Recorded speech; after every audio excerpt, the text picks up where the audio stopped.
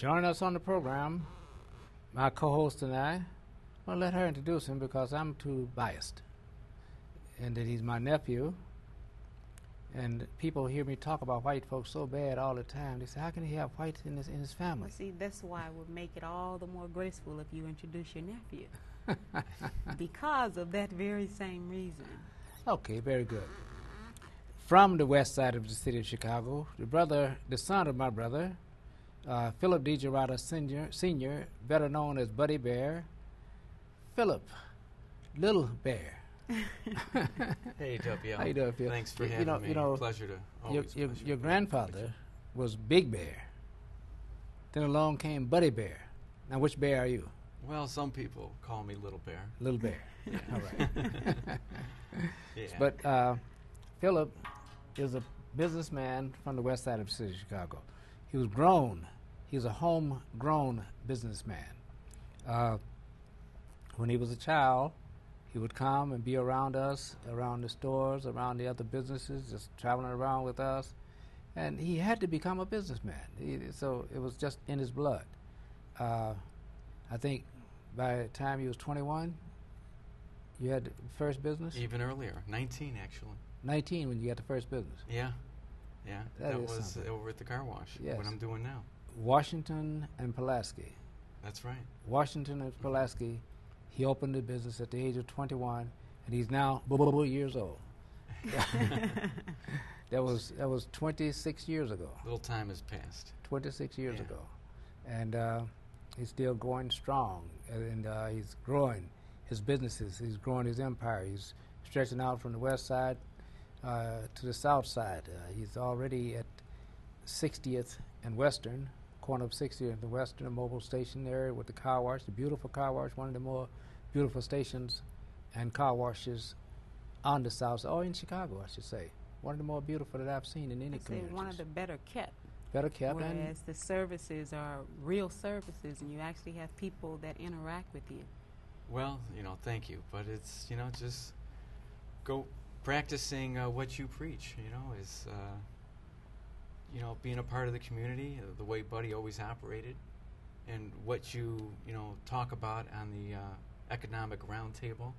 And well, when you enjoy what you're doing, it's always pleasurable doing business. And that's key to the whole thing. You got to enjoy what you are doing.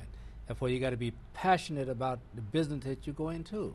Well, that's right, W. When you love what you're doing, it's not work, And I honestly look forward to coming in and seeing my customers, seeing my employees, and doing what I do.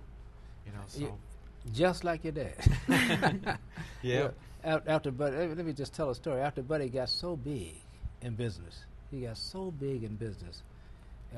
all these gigantic supermarkets, and they were all making $35-40 million a year apiece, and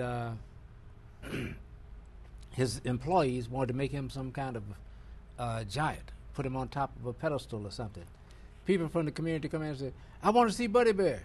He could hear them in his office, right? And he recognized the name. He recognized the voice. Yeah. And they said, "Well, Mr. DiGerardo is busy right now."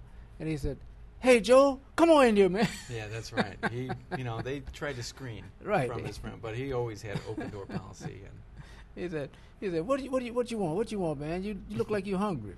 He said, "Yeah, buddy, I ain't got no money, man. I'm hungry." Right? He called it. Give him some cold cuts. Give him what he wants. Let him have something to eat. He's hungry. Give him something to eat. You come on back here tomorrow and go to work and make you some money. Yeah. That's the kind of guy he was for the community. That's why, and he built those kind of relationships that was unending in the black community. And for all intent and purposes, he's black. He just had a white skin. Yeah. And a white ethnicity, like Italian. but that didn't mean anything. He had a great heart. Still and black. That same guy who he offered, to food because he was hungry, and maybe offered him a job the next morning or to come back later that week, would develop into somebody who was productive. Right. Exactly. And he could not. That's something I try to follow. He could not see himself messing up with a guy who gave him this kind of opportunity. So you're right, he's productive. that's one of the real rewarding parts of working in the business is given chance and second chance and opportunity to some who can't get it elsewhere, and to see them really turn it around and develop into productive people in the community. Well, we talked about Buddy being a part of the community the same as you are. And Buddy like did move. Like you said, I mean, in the economic, people see that, and they support it more, and that's what makes the business grow, and because people want to support good, positive things in their area. Buddy did move out of the community. He moved to Lake Geneva. Yeah, and he brought the West Side with him. But he took the community with him. He took the community with him. I can remember Buddy put, what do you call those trees, those little thick trees? He put them... Evergreens, evergreens, which is screened. And he put them real close to one another, yeah, so nobody could see through and you couldn't see out. All the way across that line there. I said, Buddy, why are you putting those trees up there? He said, well, the guy over there said that he told some of the neighbors, this guy from the West Side, this Buddy Bear from the West Side is moving next door to my place here. He's building that house there. He built a big, beautiful mansion there in Lake Geneva. He's building that beautiful house there, but most of his friends are black. And they're going to be visiting over there. I still get stories. I meet people off the street and say, you're Phil, Buddy Bear's son. I said, yeah. And he says, they'll say, well, I met you in Lake Geneva. You took me on the boat and a ride around the lake. He says, I'll never forget that. I see people still today, years after. But, this particular guy, after he got to know Buddy, but Buddy put this big barrier up there so he could not see his friends from the West Side and be embarrassed by his friends from the West Side. So we'll isolate ourselves from you. So he isolated us from him, or isolated his house from that house next door. And then the guy, I guess they started talking later and found out they had a lot in common. So Buddy had him over for dinner with all of us one day. But I never forget, we're out in Lake Geneva we're in the boat. There's some people who had rented a raft, and there was about 20 people on this raft from the West Side. West Siders, right? And we were having always having a little party on the weekend. So Buddy said, look at the people I fished out of the lake here. They're hungry. Come on, feed them. There's people I see those people all the time. Man, I never will forget that. You guys just took us into this beautiful mansion and fed us, and we just went to Lake Geneva for a little outing, and ended up having a big ball in a mansion in Lake Geneva. So that's the kind of person your dad was, and I'm just so proud to see you carrying on that legacy, and not letting the name Buddy Bear die in the black community. You are part of the community. You're moving throughout the city now. You're at 60, like I say, aside from being West Side, everybody knows where the Gas Plus is on the West Side.